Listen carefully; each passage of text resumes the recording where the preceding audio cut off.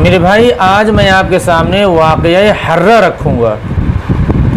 دو واقعہ بہت ہی زیادہ دہشت ناک ہوئے ہیں اسلام کے اندر. ایک کا نام واقعہ کربلا اور دوسرے کا نام واقعہ حرہ. واقعہ حرہ بعض اعتبار سے کربلا سے بھی زیادہ سخت ہے، اندوہناک، دہشت ناک، المناک ہے.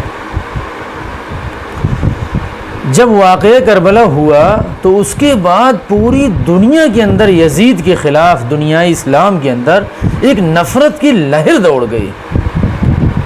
جگہ جگہ بغاوت شروع ہو گئی. بطور خاص مکہ کے اندر، مدینے کے اندر لوگ اس کے خلاف ایک طرح سے احتجاج کرنے لگے. کوئی بھی بیعت کرنے کے لیے تیار نہیں تھا، بلکہ بغاوت پہ لوگ اتر آئے تھے. کربلا کے بعد لوگوں کے اندر غم و غصہ بھر گیا تھا، لوگوں کا خون کھولا ہوا تھا. تو واقعہ حرہ کس کو کہیں گے؟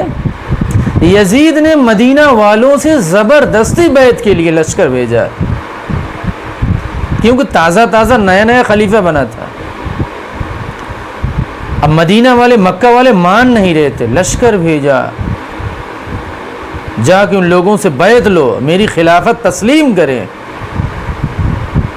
لیکن لوگ بغاوت پہ اتر آئے، انکار کیے، بہت منانے کی کوشش کیا، نہیں مانے. فوج بھیجا، خون ریزی کا ایسا بازار گرم کیا کہ کربلا کا واقعہ پیچھے ہو گیا. اینٹ سے اینٹ جس کو کہتے ہیں بجا دینا، اس کی مثال نہیں ملتی تاریخ اسلام کے اندر. اتنا زیادہ سیاہ ترین دن تھا.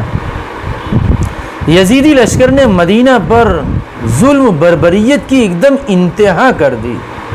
700 نامور قریشی صحابہ، مہاجرین اور انصار کو شہید کیا. اکابر صحابہ، بڑے بڑے صحابہ کو. اور اس کی علامت 10,000 عام لوگوں کا قتل عام ہوا، جن میں بچے بھی تھے، آزاد بھی تھے، غلام بھی تھے، عورتیں بھی تھیں، حاملہ عورت بھی تھی، نو مولود نئے معصوم بچے بھی تھے، بوڑھے بھی تھے. اکابر صحابہ کے ساتھ بدتمیزیاں تک کی گئیں، نابینا صحابہ کے ساتھ بھی بدتمیزیاں ہوئیں. اتنا عجیب واقعہ ہوا. خوب لوٹا، خوب مارا، قتل عام. یہاں تک کہ فتح کے نشے میں اپنے فوجوں کے لیے ہر ناجائز کام کو 3 دن کے لیے جائز قرار دیا. یہ سب فتح کے نشے میں ہوا تھا. یہ ہے ملوکیت کے اثرات جس کو اسلام برداشت نہیں کرتا. مال غنیمت مال فے قرار دیا. جیسے کفار سے جنگ ہوتی ہے، سارے مال جائز ہیں، اسی طریقے سے ان کے مال جائز ہیں. مسجد نبوی کی شدید بے حرمتی جس کو کہا جاتا ہے، اسی کے نتیجے میں تاکہ ہم کو خلیفہ مان جائے. گھوڑے تک باندھے گئے. اگر بعض لوگوں نے لکھا ہے گھوڑے والے واقعہ صحیح نہیں، لیکن بہرحال اس نے شدید بے حرمتی کی صحابہ کرام کو ذہنی اذیت دینے کے لیے. سعید بن مسیب فرماتے ہیں کہ نبی علیہ السلام کی مسجد کے اندر 3 دن نہ اذان نہ اقامت. اللہ کے نبی کے روضے کے پاس سے آہستہ آہستہ آواز آتی تھی نماز کے وقت، تو میں سمجھ جاتا تھا کہ اب نماز کا وقت ہو گیا ہے. یہ سب واقعہ کہاں لکھا ہے؟ وفاء الوفا. ایام حرہ میں 3 دن تک میرے بھائی نماز نہیں ہوئی، نہ اذان نہ اقامت. مسجد نبوی ویران. بہت سارا واقعہ، بچے تک قتل کیے گئے. مکے کے اندر عبداللہ بن زبیر کھڑے ہوئے تھے اور مدینے کے اندر عبداللہ بن حنظلہ پنگا لے رہے تھے. عبداللہ بن زبیر تو اپنی حکومت بھی قائم کر لیے تھے، خلافت بھی قائم کر لیے تھے، جس کو حکومت زبیری کہا جاتا ہے. 6 سال تک قائم بھی رہے، لیکن کبھی بھی بنو امیہ پر بیعت نہیں کی. بنو امیہ مانے یزید، امیر معاویہ اور ابو سفیان والی جو لائن ہے، اس کو کہا جاتا ہے بنو امیہ پر بیعت کبھی نہیں کی. پھر حضرت زید کھڑے ہوئے، وہ بھی ناکام رہے. بنو عباس کھڑے ہوئے، وہ بھی ناکام رہے. نفس زکیہ حضرت حسن کی اولاد میں سے کھڑے ہوئے، وہ بھی ناکام ہوئے، شہید ہوئے. 20,000 سے لے کر 30,000 تک جانے گئی ہیں مکہ اور مدینہ اسلامی دنیا کی ملا کر. صرف اپنی خلافت تسلیم کروانے کے لیے 30,000 جانیں ضائع ہوئی ہیں، اور وہ بھی معمولی ہستی کی نہیں، حضرات صحابہ کرام رضوان اللہ تعالی علیہم اجمعین کی. عورتوں تک کے جلوس نکلے معصوم معصوم بچوں کے لے کر مکہ مدینہ میں، تو اس کا تصور بھی نہیں کیا جا سکتا، اس قدر ظلم ہو رہا تھا چھوٹے چھوٹے بچوں کے لے کر۔ ایک معصوم سے بچوں کے لیے عورتوں کی جان کتنی عزیز ہو سکتی ہے، لیکن وہ عورتیں تک وہاں سے نکلی ہیں شیر خوار بچوں کو لے کر، تیر کھا رہی گر رہی، تیر کھا رہی گر رہی، اتنی قربانیاں انہوں نے دی ہیں۔ یہ واقعہ حرہ آپ سمجھ لیجئے کربلا سے بھی زیادہ دہشت ناک، وحشت ناک، المناک واقعہ ہے۔ واقعہ حرہ کیوں کہتے ہیں؟ مدینہ منورہ کے اندر کچھ کالے پتھریلی علاقہ تھا، اس کو حرہ کہا جاتا تھا، تو اس کی فوج اسی راستے سے داخل ہوئی تھی، اس لیے اس کو حرہ کہا جاتا ہے۔ پھر واقعہ حرہ دونوں ملا کر بن گیا۔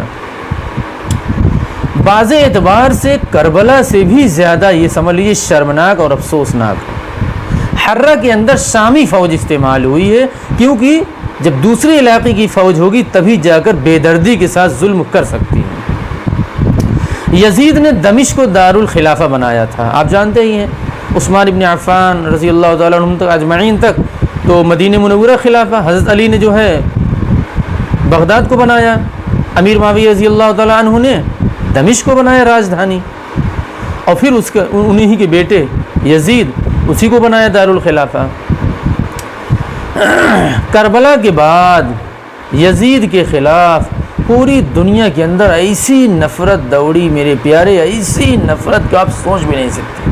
بنو امیہ کے خلاف اس کے اندر حضرت امیر معاویہ بھی زد میں آ گئے۔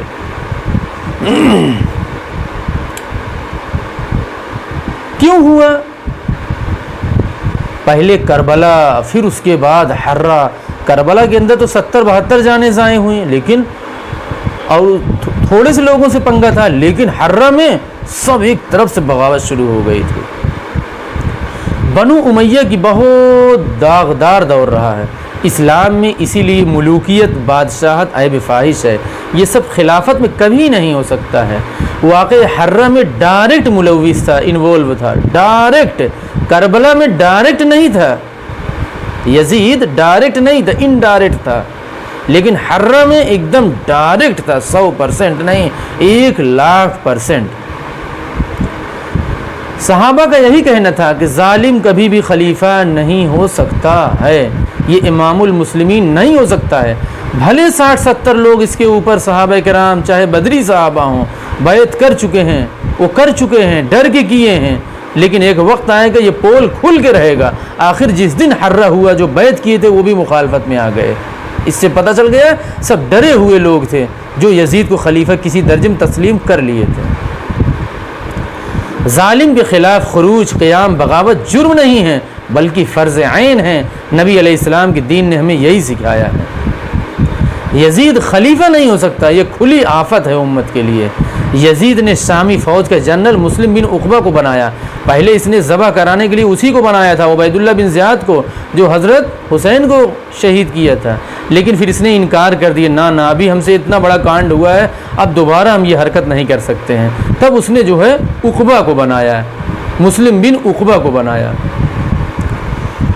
مدینہ کے لوگوں نے کربلا کے بعد عبداللہ بن حنظلہ کی قیادت میں یزید کے خلاف جم کر بغاوت کی۔ مکہ کے اندر عبداللہ بن زبیر اور مدینہ کے اندر عبداللہ بن حنظلہ پنگا لے رہے تھے۔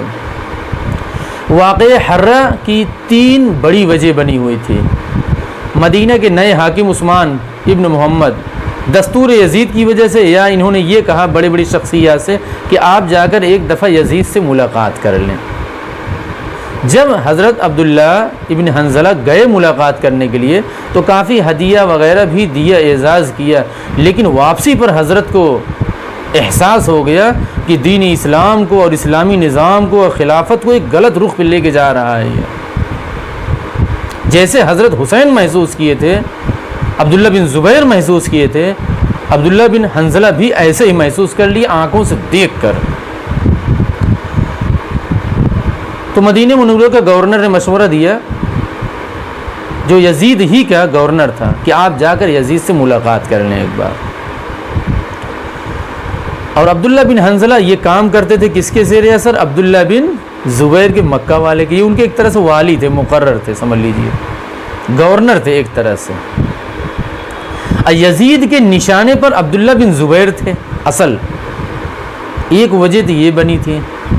اور دوسری وجہ جو بنی تھی، مدینہ کے اندر بھوک مہنگائی کی وجہ سے بھی اس کے خلاف کافی نفرت دوڑ رہے تھے، اور پورے کے پورے لوگ بنو امیہ کے خلاف حلہ بول چکے تھے۔ عبداللہ بن حنظلہ اور عبداللہ بن زبیر خاندان یزید معاویہ کے خلاف ایک دم سے سمجھ لیجیے کمر کس چکے تھے، اور ایک طرح سے یہ لوگ مکے میں اور مدینہ کے اندر اپنی حکومت بھی قائم کر لیے تھے، اور کسی بھی طریقے سے اس کی خلافت تسلیم کرنے پر راضی نہیں ہوئے۔ اگر امام حسین شہادت نہ دیتے تو پوری دین کی شکل بدل دیتا یزید۔ امام حسین کی شہادت نے لوگوں کو جرأت دے دیا کہ اب تم لوگ اس کے خلاف کھڑے ہو جاؤ۔ امام حسین نے جو محسوس کیا وہ اکثر صحابہ نے محسوس نہیں کر پایا۔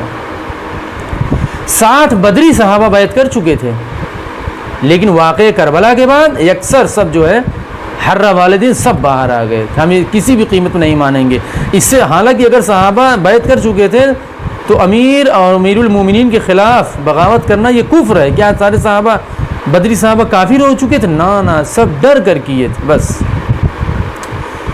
کچھ لوگ کہتے ہیں کہ امام حسین کو پتہ نہیں تھا کہ 60 بدری صحابہ بیعت کر چکے تھے، سب پتہ تھا، ڈر کر کیے تھے، اسی لیے امام حسین تسلیم نہیں کر رہے تھے، اس کی بیعت کی کوئی اہمیت ہی نہیں دے رہے تھے، بھلے بدری صحابہ بیعت کر چکے تھے۔ کیوں؟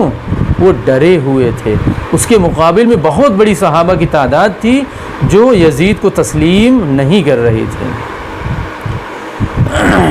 امام حسین نے یہ تو شہادت دے کر جرأت دلائی، جرأت دلا دی، تب جا کر لوگوں کے اندر احساس ہوا کہ واقعی کسی بھی قیمت پر ہم کو اس کو تسلیم نہیں کرنا ہے۔